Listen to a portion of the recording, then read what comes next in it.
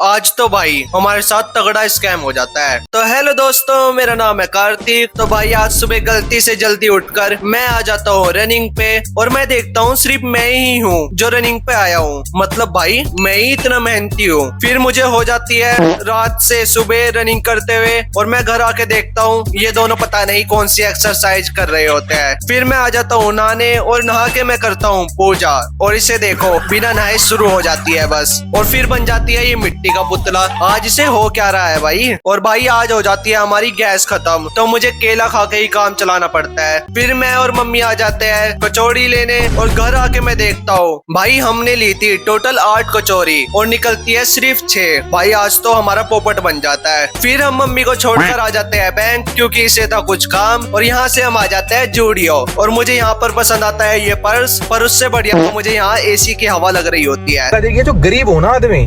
तो आज के लिए टाटा मित्रों।